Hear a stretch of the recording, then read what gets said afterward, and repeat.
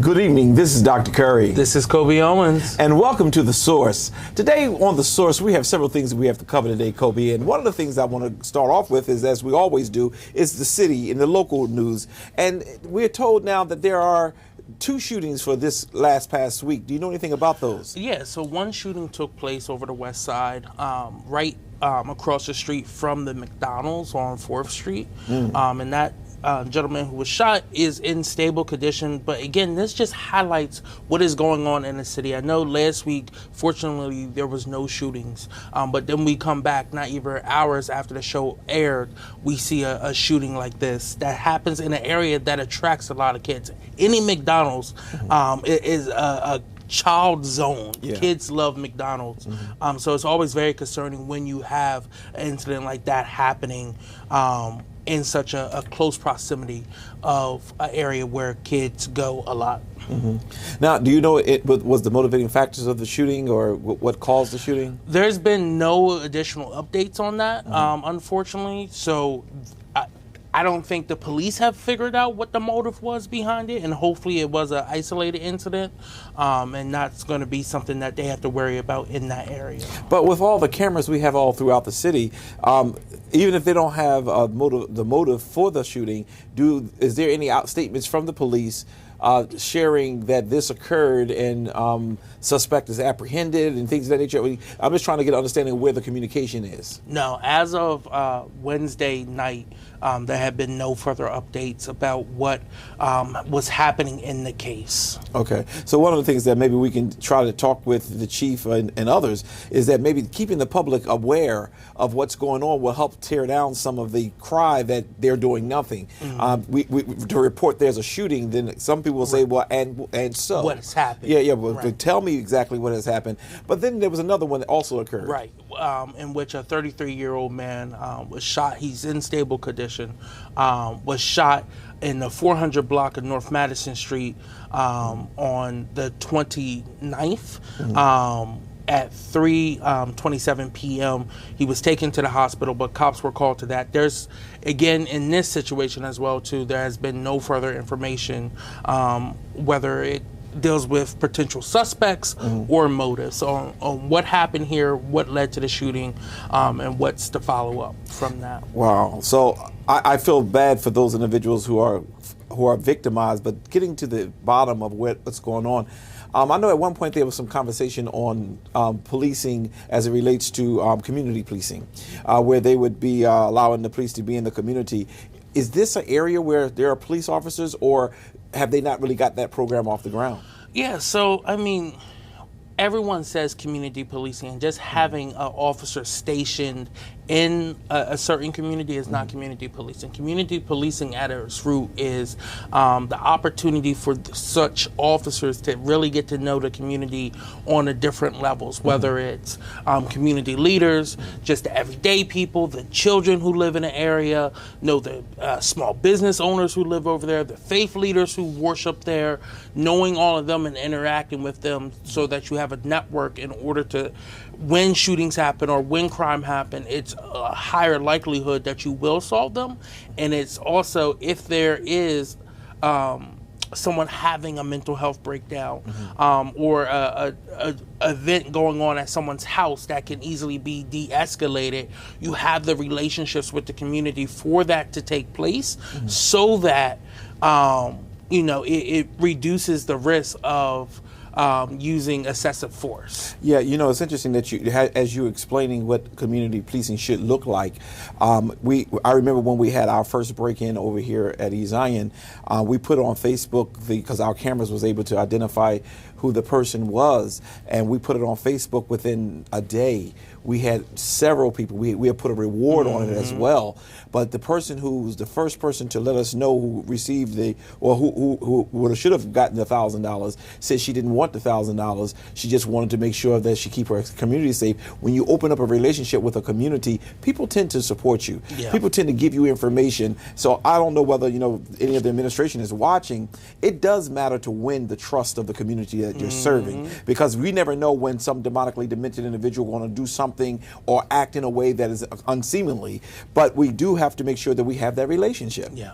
And I think that's what's missing right now is the relationship. And I know we talk about whether there be enough African American police officers, enough Latino police officers.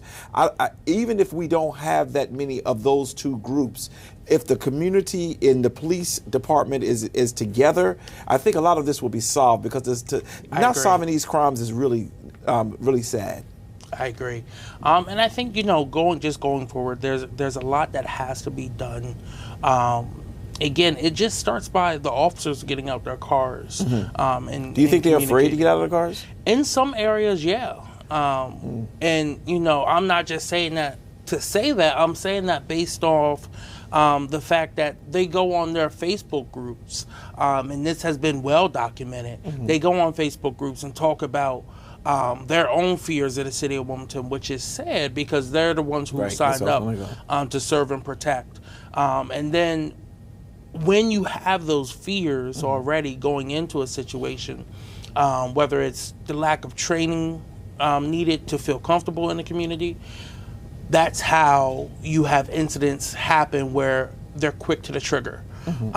You look at what happened with Lamont Moses. You look at what happened with Yaheem Harris, and over and over again, what's going on in the city of Wilmington and across the county as well. Yeah, you know, as you were talking, I thought about the whole notion of what happened in Texas, where the police officers were afraid to go into the classroom. Yeah. But you signed up not to have the spirit of coward, but to have the spirit of, we got to do what we got to do to save our people, the community that we represent. So we're going to keep watching and praying that we will be able to come up with some solution where the administration as well as the police department will be able to help better protect. Because listen, most people, no one signed up to live in poverty. And I think until we start putting it around our heads, certain communities don't have this issue because they're not going to tolerate it. Whereas in this particular community, the two that you just named, there's a lot of things going on in that community. Yes, it is some community people, but at the end of the day, everybody who's in that community should not have to suffer with it just because they have a few bad apples. So we're going to move on from that, because I have another issue that I want to talk about today that's just as alarming to me, and that's dealing with the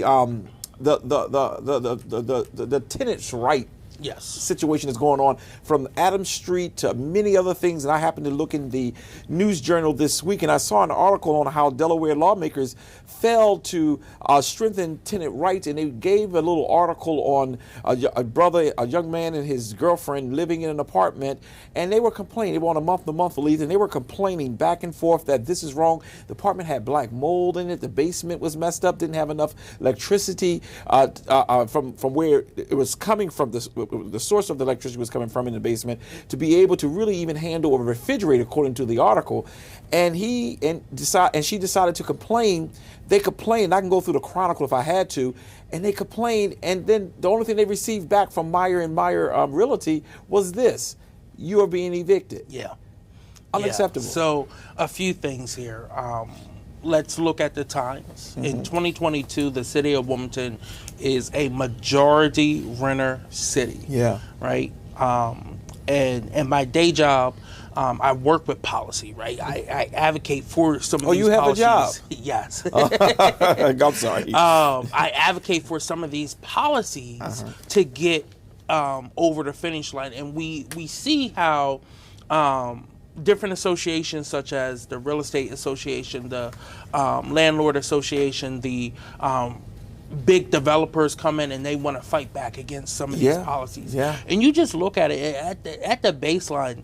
Honestly, some of these policies just are common sense piece of legislation.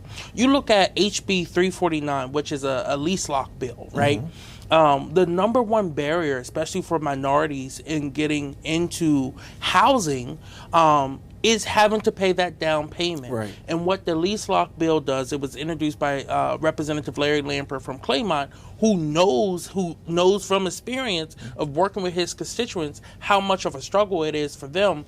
What this bill does, it doesn't get rid of the down payment, you still have to make that, but they break it down in payments and add it onto your overall rent, starting with your first month until you hit that mark of whatever that down payment had to be, that deposit had to be. So it's little things like that got stalled because of leadership down in the House not wanting it, and key members who represent the city of Wilmington not wanting some of this stuff. That's where my biggest problem is that I can understand people who are remotely removed from some of the poverty and some of the people who struggle to be able to pay to be able to pay their security deposits or even their rights as tenants. Right. But some of the people that I'm hearing are voting against some of this means they are in somebody's pocket. No way in the world, because they were raised in these environments, and for them to be voting in the way they are, that's going to be a problem. But I didn't mean to cut you off. Go ahead. I'm sorry. Yeah. No. Another one that not only I've talked about on the show.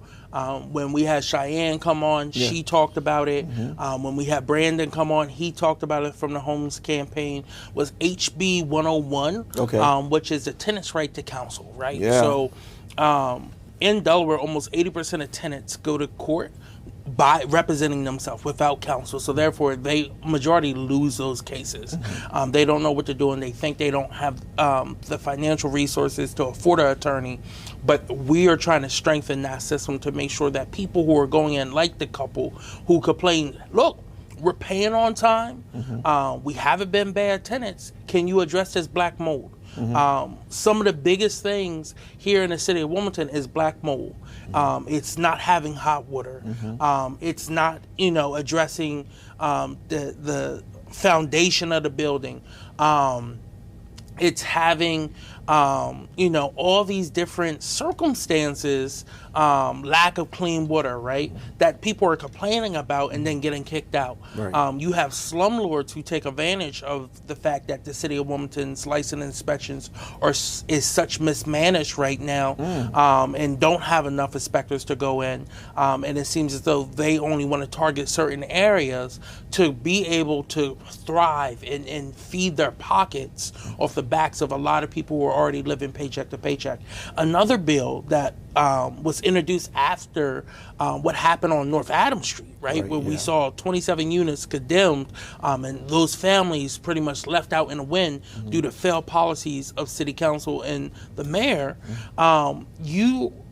Sherry Dorsey Walker, Representative Sherry Dorsey Walker, said, look, we got to do something to fix this. So she wanted to strengthen the fact that you can withhold your money and put it in an escrow account if certain conditions in your apartment and wherever you're renting isn't being addressed by your landlord. So you're still paying on time. But you got to put it in escrow. You're just saying your landlord needs to do their job and fits the property up in which you're staying at. Now, before you go any further in that one bill, now that bill makes sense to me. As a matter of fact, we're not the only city that would have tried that, but I know there are many cities who do that. Okay, absolutely. I happen to come from a city that's one of the policies that they have on the book. What is wrong? For those of you who are watching us, we're talking about this whole tenants' rights, and please don't get it confused. I owned many properties.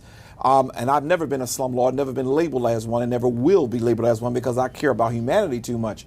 However, I want everybody to pay their rent on time. I want to make sure that they're keeping my property up. However, if I'm not doing my part, I might have some extra funds to be able to cover my bad doing, whereas the tenant, in most cases, do not have the funds, do not have the resources to be able to get help. So some of the bills that you hear Kobe bringing up are bills that will help and assist them not to become what do they call them when you're living in a place and you're not supposed to be there. Forgot the language they used to use. It went right out of my head.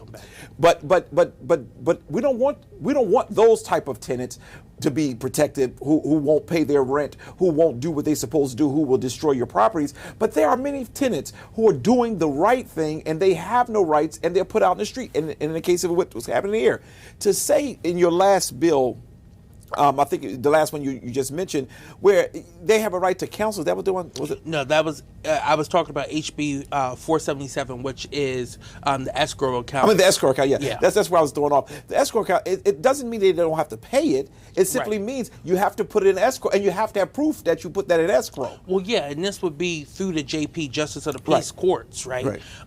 And one of the reasons why this stalled is because Pete Swarthkoff, the Speaker of the House, Right. And his buddy Bill Carson, who's the chair of the JFC, decided they didn't want this to go through. And when the controller's office came back and said how much the price tag would be, they said, oh, we don't have the money for that. So the price tag, just to break it down for everyone, would be a one-time fee of $17,220, and then a reoccurring fee for the first year of $269,000. For the second year, it would be $49,000, and for the third year it would be $559,000. So it starts to level out at about $500,000 per year. And this is for what again? This would be for the court costs, right? Okay. To be able to make sure that they have enough staff ready to go for the uptick in cases they would see in the court magistrate. So you're saying that humanity, well-being, a place to lay their head, a place for them to have hot water, cold water running, that price tag is too high? When we're sitting on a $1.8 billion surplus. This is inhumane. I would like to know, did any of our representatives from this area vote against that bill? No, so they didn't even get a chance to vote on this. So they stopped it. It was in committee. It didn't even get a vote in committee. But it was sponsored by one of our city reps, Sherry Right. Dorsey Walker. Yes. And it was co-sponsored by Representative Larry Lampert and Representative Val Longhurst, who's the majority leader. And then the additional sponsor on the Senate side was Senator Brown, who also represents the east side of Wilmington and parts of the north side as well, too. Yeah. So you were going through your different bills that they had there, and were there any other ones? Yeah, so the last one is SB 90, which, again, that one is one we talked about on the show with SB 101. It prohibits landlords from discriminating against tenants who receive government housing assistance to pay rent. So you've heard me talk about the DHAP program and how every day I get to deal with people in doing direct services on that side of things. You have landlords who discriminate because they don't think their tenants should be getting this money. But then they want to kick the tenants out because they're not getting paid, which is sad. If someone is trying to make the best effort, people are still seeing reduced schedules due to COVID. Their schedules are changing. We don't have fair work week laws here, so someone's schedule could change just like that with less than 24-hour notice. So people's schedules are changing very quickly right now, especially in the city of Wilmington. So we are trying to do everything possible to make sure people are eligible to pay their rent, and that landlords don't discriminate just because someone's trying to pay their rent. Okay. So the DHAP program, again, just to break it down, is the Delaware Housing Assistance Program, which is for renters, which pays up to $2,000 a month for 18 months, whether it's back rent or forward rent, and also helps cover utilities as well too. So it's was created because we had this once-in-a-lifetime opportunity with this COVID money come in, and it's a program that has helped so many people who've been in need. Okay, so when I was going through this article, they did a little research at Delaware Online, and they were saying that Wilmington, being that is 25% of Wilmington's population, is under the poverty line, where the housing is very much needed, very, very bad. They also talked about what you just talked about, and that is that there are people who personally discriminate against people who are on subsidized housing. Yeah. Now, there's an old myth that, if you don't subsidize housing, you're going to destroy my house, you're going to do this, that, and the other. But there are many people who don't. There are many people who do what they're supposed to do, but they also have another part of the article that talks about the reason why some people do not, because they have a standard that they have to uphold. and they don't want to deal with that standard. This gentleman who's in the black mold situation, he wasn't in any HUD housing or any standardized housing, but his house was not satisfied. He was kicked out, having to pay $3,500 to be able to find another place. Who had that kind of money? Right. They also talks about one of our representatives who voted against several of these bills, which would help our residents. One of the things I think we really need to do when we're looking at our representatives who go down to Dover to represent us, we need to start having them to answer to why they voted against beyond there's certain language they did not like. Right. If they didn't like the language, change the language. But when you vote no against a legislation that I think and that people think that is very much critical for their survival, you don't get the second chances that you desire. Yeah, no, I agree. And, that, unfortunately, that was my representative who was in the article, Representative Nnamdi Chukwuka, who talked about why he voted no and that he found issues with the language in the bill, but through the whole process, which, this goes back to last year, to 2021, of us working on this and trying to engage him. It's very interesting that he says this now because he chose not to come to any of those meetings. He actually has the worst attendance rate to committee meetings. He misses almost 75% of all committee meetings. Well, he made one meeting.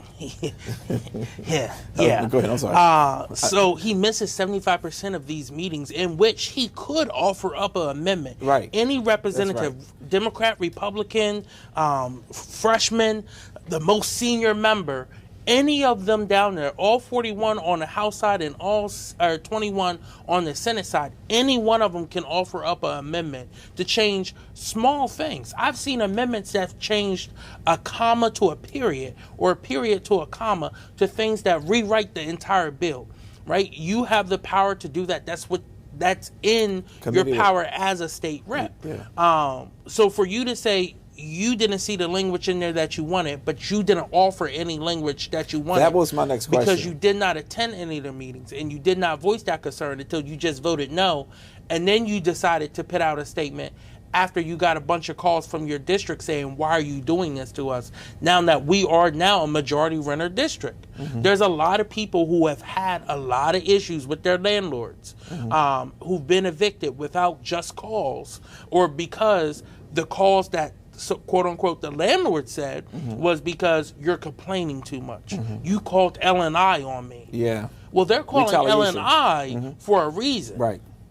So it's retaliatory mentality. Yeah. And for you to continue to enable that is very disappointing as a state. Now, are you saying, because I have seniors who are watching and they like to get the nitty gritty, are you saying that he could have changed the unscrupulous to put that in the bill? Absolutely. If he had showed up to the committee meetings? Absolutely. Oh. Or not even the committee meetings. I'll give him some grace. You can make a floor amendment as well too, and have the debate right there on the floor as the bill's being discussed as well. Well, too. you also said things that I got to challenge you to make sure that your language is right. You also said that he has a bad track record. And when I say he, I mean the state representative Nnamdi. Yes. You said he has a very bad track record of attending committee meetings. Yeah, across the board, he has a very bad attendance rating. It's actually so bad right now that he was the vice chair of our education committee, or the House Education Committee. But because he missed so many meetings, the first time ever, the House had to create a second vice chair for a committee because he has missed so many meetings. So that speaks to the representation that we have going to Dover. Correct. That's unacceptable. And I don't know who's watching us, but we have to get out of this buddy system. And we have to start moving towards people who are going to help us. We've said Sherry Dorsey Walker name 4 or 5 times already today because she's about work, rolling up her sleeves, making things happen when we get down there. We talked about Darius Brown, who we all see that he's doing so many things. They will make mistakes. But when you don't go to committee meetings, we pay you. We elected you, and you are paid. This is not volunteer. No, it's not $1 million job. But listen, they only work half of a year. Right. So what they're making for that half of the year is pretty good pay. Okay, you're paid to go down. I know gas was high, but you could have rolled with Sherry or somebody else. It was still a virtual option. Oh, it was virtual. Okay, and not making committee meetings. You have to really think about that. Will you continue to let the people you know rape and rob you? Or will you start putting people in who got your best interests at heart? Because that's what matters now. It's time out for the buddy system. Because some of the buddies are in the pockets of the people who trying this whole regentification to make Wilmington a place that it has never been and never will be if I can help it. Anything else you want to say on that? Because we were trying our best to stay that I think, when we're just talking about the housing situation here, in Delaware overall, we have 31 homes for every 100 homes needed for low-income renters. We are very much under the threshold. So we're almost 70% behind the curve in getting people who need housing. And over here in Southbridge, there's a whole community that we can put people in, and they're doing nothing with it. Correct. They're doing nothing with it. And they made one section for the tower for the saddle. What do you call those things? Those panels? Solar panels. So I just don't understand. And then it went over to what you call that place over there off of Governor Prince? Riverside. Yes. And they decided to redevelop, going to put some single homes in there, going to put some townhomes in there, and it's going to outprice everybody who live over there. And they think all that's going to do is down the crime, but in actuality, all it's doing is regentification. And I'm going to stand on that. I'm not going to ever stop talking about it. Absolutely. And just a little pushback. I think the solar panels were a good thing. Wrong place. Right, so looking at how we can become a more energy efficient city, and where that energy is being and who it's benefiting, right? It is key, but making sure you're putting it in the proper place and looking at the newer and more updated technologies when it comes to green energy, to make sure that we're both utilizing the space we have the best way possible, but also not taking key areas away from people who could be living in areas. Yes, interesting. You said a little pushback. That's what the liberals do to us conservatives. They push back anything that's going to mess with where they are. Especially, I'm very much environmental too, so I support that. But it's wrong location. I felt there's other places we could have done it, but we got it. And if it's helping our culture, our society, then I'm with it. One last thing I want to talk about in this segment before we go to a commercial break is I want to talk a little bit about the gas prices. I'm very excited. Yes. I went to the gas station, and for the first time in months, I was able to fill up my truck under at $100 now. Okay, it's at $100 now, which is really a blessing. But Biden could not really change the trajectory of the gas prices, but he did some key things to put pressure in certain areas, and we got to give the man credit. Yeah, I mean, look, what's going on over in Ukraine and Russia. We knew the backlash of that was going to be higher gas prices and price gouging and stuff like that.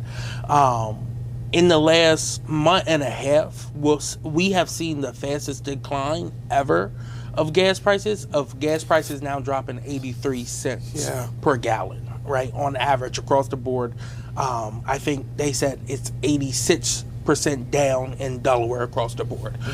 So that's almost $1, and that's a good starting place. I mean, I still want to go, back to $2. If we could ever get to the $1.99, 50 cents mark, that would be that really was for your nice. time. You don't know about that. There was actually just a funny story. There was a gas station over in Philly that if the Sixers made the finals, he would do 76 cent gas. I hope he is still around, and I hope they make the finals. Okay, because I will be there every day. I will be there every day. But no, in reality, we're seeing gas prices drop in over 19 states. It's under $4 right now, bringing the average to $3.77 in 8 of those states. Right, so. The Biden administration is trying to work to address this. One of the funny things was you saw the stickers when the prices were real high. That said, Biden did this, right? So it's funny how some blamed Biden for that, and now that prices are going down, they're saying, well, he had nothing to do with the prices coming down. And they're taking the stickers off. They're taking the stickers off. There was one gas station up in Hockessin that I went to, and I saw it, and I was like, oh, wow. And then I went back, and it's been removed. It's not there anymore. Yeah. There's a conservative gentleman who lives in my neighborhood, who still has his Trump sign up and flies his American flag upside downwards because he says we're in distress with Biden in the White House, had a sign that said high gas prices, think Biden, he took that sign down. Yeah. So either, it's funny now they're trying to make it like, oh, Biden did nothing to change this. So you do have to give credit where credit is due. Right. And they are trying to work on different ways to bring down the prices. All right. Well, look, we had an opportunity to talk this morning about the shooting in the city, the front end of this evening, rather, and we also had an opportunity to talk about this whole tenants' rights. And I really want to stick to that because some of our representatives really need to pay for what they're doing down in Dover. And then we ended it with the gas. So we're going to take a quick commercial break, and we're going to come back and we'll have more to discuss. We'll be right back. All right. That was good. 16 seconds.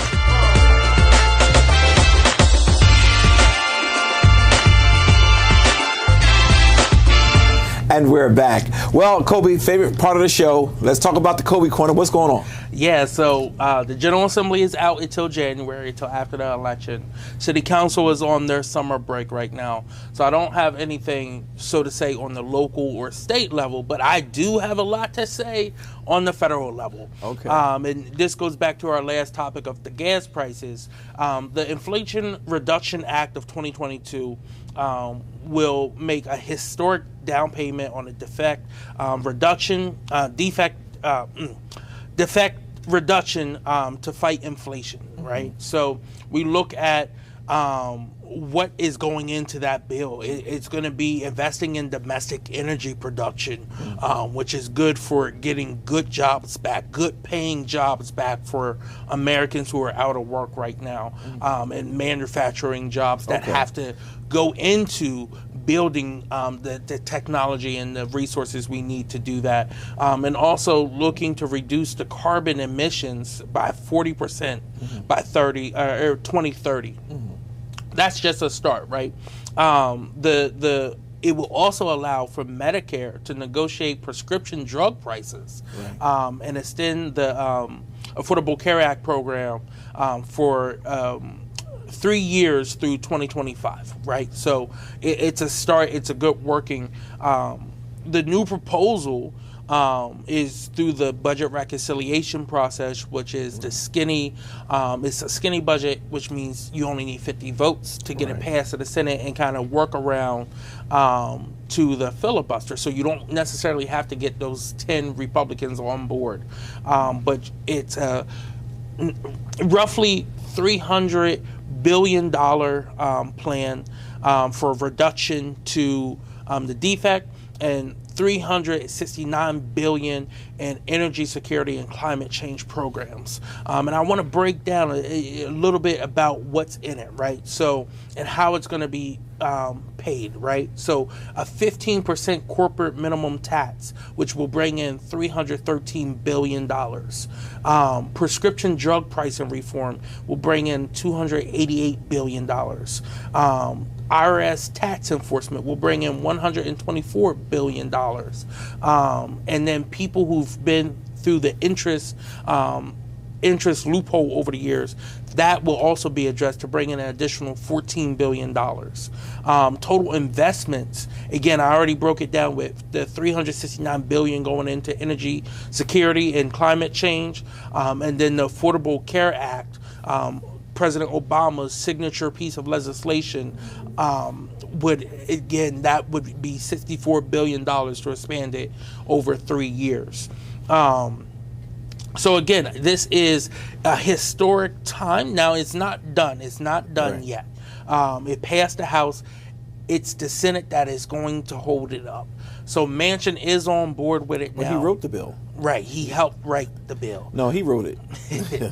But Kristen Sinema has been very silent, and now is speaking up against some of the provisions in the bill, which could tank it if they don't either get her on board with it or find another Republican, whether it's Mitt Romney, Susan Collins, Lisa Murkowski, one of those three to sign on to say that they would vote for it to get this over the finish line, so that we can get through. What was it, Lisa Murkowski? Isn't she in a district that is liberal / conservative? So she's from Alaska. Okay. And Alaska over the years has been competitive. It has trended more conservative now, but she has stayed true to who she is as a person. She got her seat when her dad was a U.S. Senator and won the governorship. Then he appointed her, and she has held on. She's lost primaries, but come back as a write-in candidate and win the general election. One of the 2 people ever to do that. So she is a fighter, and she is actually up this year. So she is a target of President Trump, but she is again going to be fighting very hard to hold on to that seat. Okay, all right. Next up, but before you go yes. there, just for the everyday, I know we limited with time, but for the everyday person who's listening to all of the things that you just shared with the energy, the prescription drugs, how does prescription drugs, because that's the area of our community, how does this bill help those who depend heavily on prescription drugs? Yeah, so you look at the drug pricing, right? So I'm just going to use my own medical history. Is I have severe asthma, so I'm on Singulair, I'm on Advair, I'm on Preventol.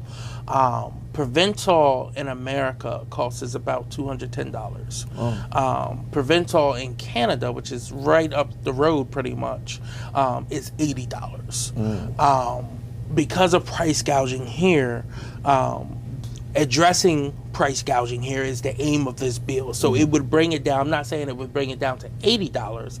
It would bring it down to closer maybe $100, right? So closer to what they're selling it in other parts of the region, or the other parts of the world. Now again, thank God for insurance, right? I only have to pay $20, right?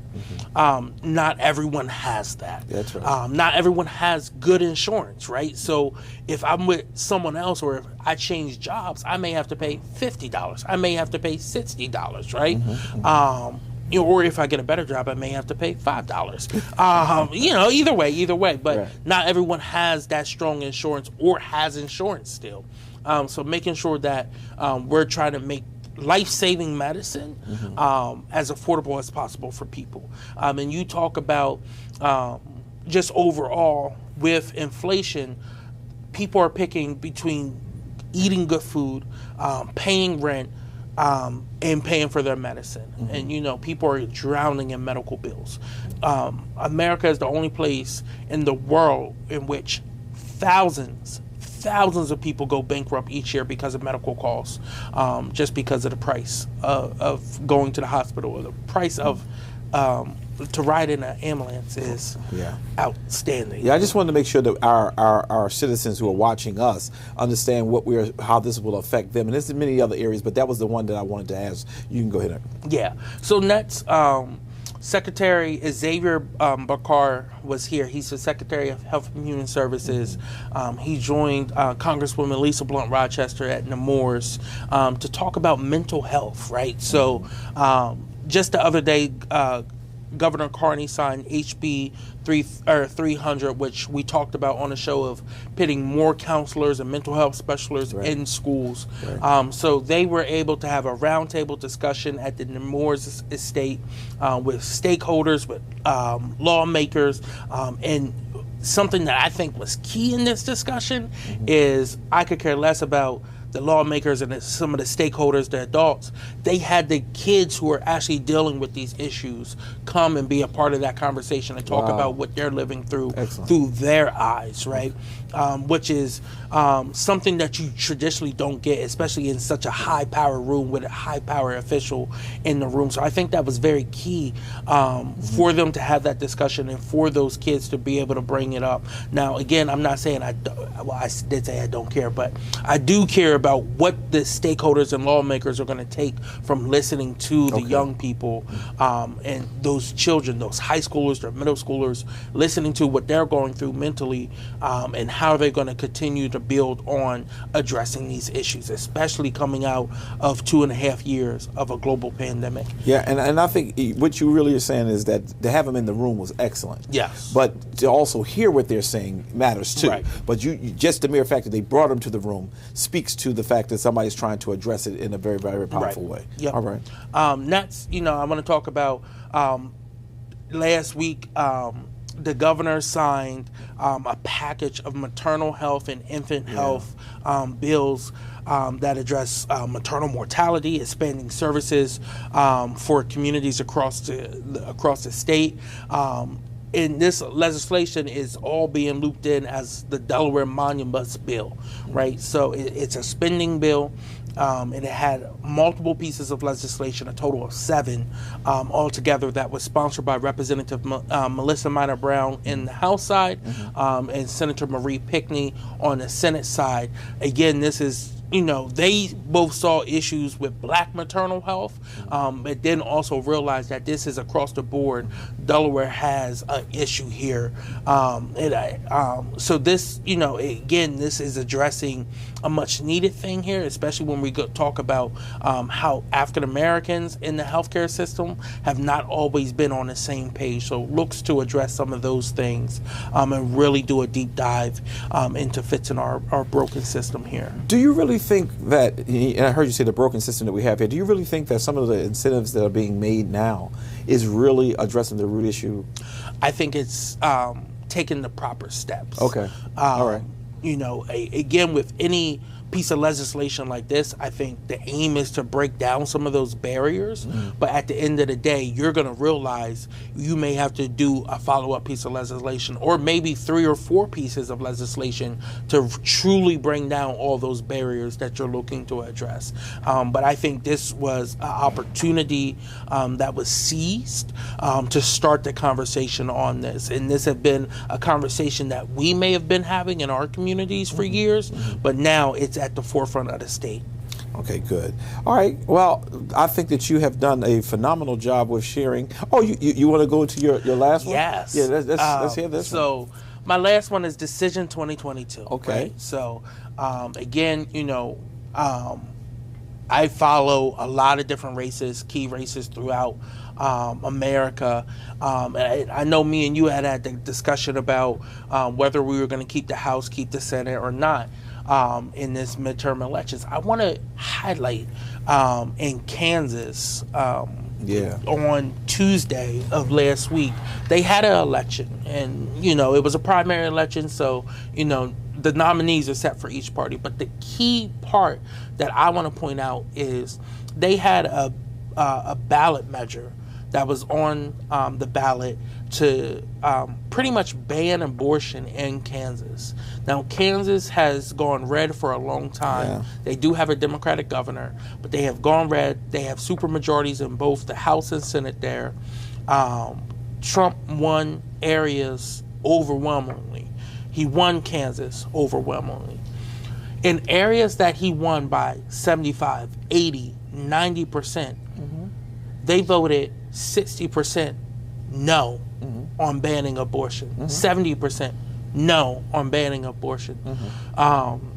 So why this was a key driving point in the Republican kind of playbook to get done, now that they have gotten it done and it's going to the state levels, this is firing up people because they say we don't want our rights stripped away.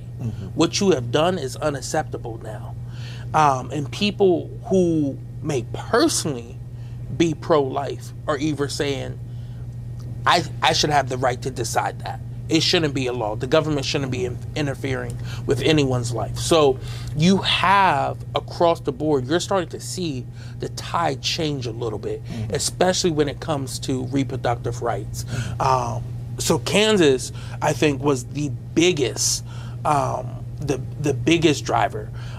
You have more people vote for that proposition than people who voted in the midterm elections that's what in they said. 2018, which saw historic numbers. So that should be a red flag to the Republicans. Oh, maybe we need to stop offering up all these bans. And it should be a sign to the Democrats that, look, we can talk about wanting to protect reproductive rights, but if we get the power, we got to do it. We got to live up to our promises that we're making on the campaign. So it's going to be, I'm going to be following that and how that plays out, and also how it's going to affect other races, not just in the Midwest, in ruby red states, but how it's going to play out in some of the swing states. We haven't seen how it's going to play out in Texas, in Pennsylvania, in Ohio, in Wisconsin, in Michigan, some of the key areas that are in Georgia as well too. So some of the key areas that are going to be pivotal to President Biden's agenda on a national level, but then also on the local level.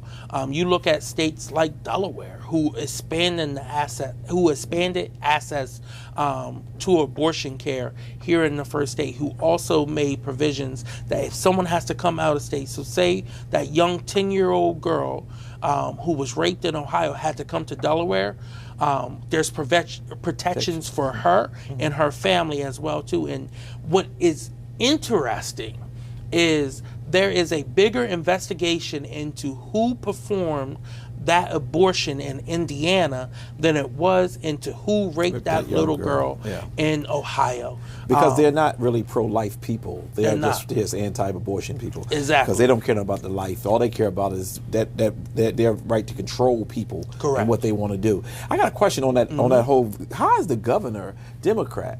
And everything there is Republican. Help me understand that. I know you're out of time, but the former Secretary of State, Chris Kobach, ran against Laura Kelly, who was a state rep or a state senator. I can't remember exactly. And Chris Kobach was very unpopular, and he lost the governor's race. He has now since, in the 4 years since that race, he has run for U.S. Senate and lost that race. And he also he is the Republican nominee for Attorney General this year, which makes, honestly, the Democrats has a better chance of winning that race now. But Laura Kelly has had all her powers stripped from her, pretty much, from the supermajority in the House. So yes, why they have a Democratic governor, it's very little she actually has the power to do, because the General Assembly used their power to strip that down from her. Wow. We'll be right back.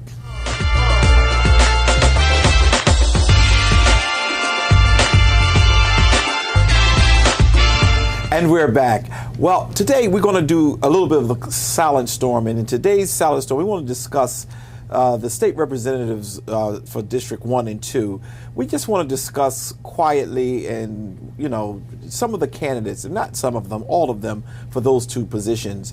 We have Nnamdi, who's running, and we have also Shanae, who's running for District 1. And then we also have Stephanie, and we have Taylor, who's running for District 2. What I want to do is kind of like do this like an interview somewhat, if you don't mind. Just given the fact that we've been watching so much, we know that there's a hidden hand putting people up to run against people. And I'm always careful about how I'm listening to people, what I'm hearing. But the thing that I always want my seniors, I want my informed voters to know is some things about all the candidates, because in order to make a wise decision, you can't just go off of one.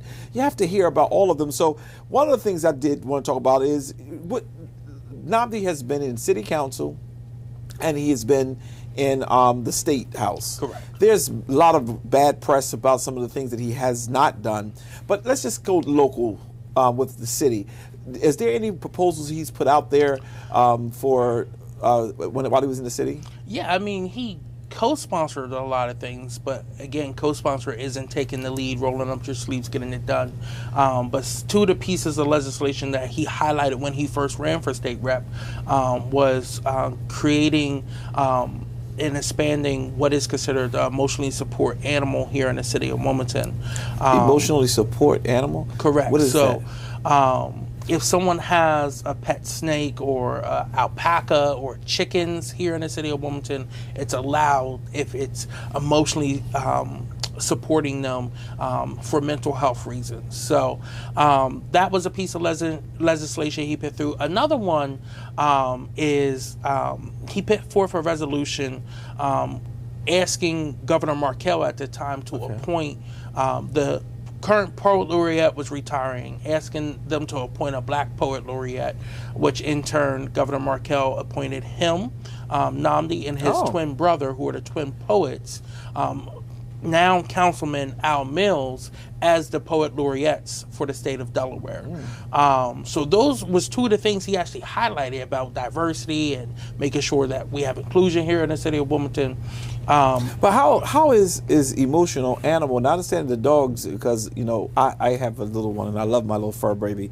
But how if I have a snake? What about how is that? I don't understand it.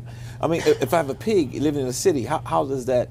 I don't know that. I don't have any of those type of animals. Okay. I've had a cat, I've had a fish, and I had a dog. Okay. So I don't know how those other animals help people. Okay. I do know that there is a neighbor of mine who has chickens, and has used that rule to keep those chickens, even though the chickens have gotten out. And one of my younger neighbors, who's maybe about 10, the first time it happened, was like, "Oh, there's chickens in the neighborhood." I was like, "Okay, no, it's not." Then I saw a chicken running around the neighborhood. Yeah. So you know, it's things like that. But I will say he has been very big on education, and that's But you just said in a previous segment, if he's been big on education, how come he missing all the meetings? Right. So he talks about education. Okay. He talks Okay. about All right. addressing these issues. Okay. But again, there's another side. You can talk all day long, but you have to show up to the meetings. You have to put forth legislation to get things done. Yeah. Dr. King said, "I would rather see a sermon than to hear one any Correct. day." I understand. So again, why he was one of the members of the General Assembly who co-sponsored a lot of legislation, that's just signing on to things.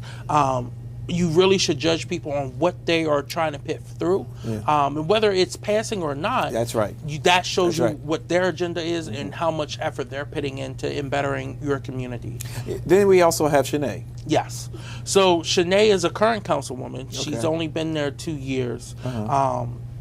And again, she doesn't have a lot of pieces of legislation that has passed, It doesn't but matter. she has put forth a lot of legislation. Well, That's what but I think is let me key. stop you there, and I don't mean to cut you off, but I want to make sure that people are paying attention. It's not about how much you pass, because when you don't have the votes because people got people in their pocket and they're going to vote against you just because you're not in their pocket, that's why a lot of stuff don't get passed. But share with me some of the legislation that she put forward. Yeah, so one of the key ones, and I actually talked about it a little earlier in a segment when it was talking about discrimination, is a fair work week piece of legislation, which is stating that, you know, you have to let someone know 72 hours in advance if the schedule is changing. You should try to set someone's schedule 1 week in advance. If there are changes within that 72 hours, then you pay 50% of what they would have made over that time, so that they're not losing their pay and losing their wages. Now, why that is so critical, Philadelphia actually passed that, and what they've seen is not only the stability in housing, right? People needing rental assistance has gone down. People holding on to their properties who are homeowners have increased. People are starting to get out of debt because now it's more stability in jobs that have traditionally taken advantage low-wage workers. Okay. So again, this would apply not to small mom and pop shops, right? This would be for big corporations and franchises. So if you know, this would apply more to the Starbucks and Dunkin' Donuts of the world, not the brouhahas and the Sleeping Bird coffee shops who have smaller staffs who are local. So these corporations who have the ability to do this is who it would apply for.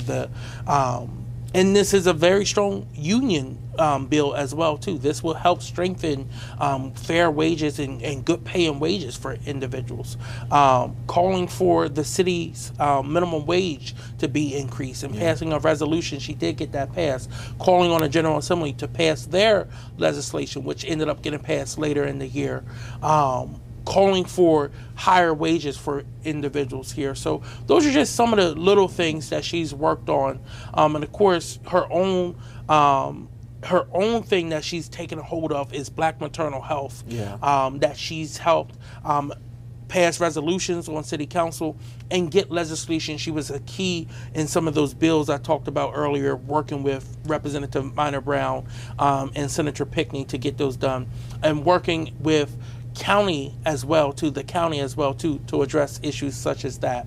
And then the last part is the housing aspect of things. So working with Representative Dorsey Walker and Senator Brown to get things done that are needed for better housing here in the city of Wilmington. Okay, so that's the two candidates that are running for the first district. Correct. Then we have two who are running for the second district, Stephanie and Taylor. Right. Give me one or two pieces for Stephanie and one or two for Jay. Yeah, so Stephanie T. Bowden is another person who served on city council for 24 years, I believe, and then made the transition in 2012 to state rep. And she now is the senior African-American member down there, as well as she's the member for the city of Wilmington who's on the JFC on the House side.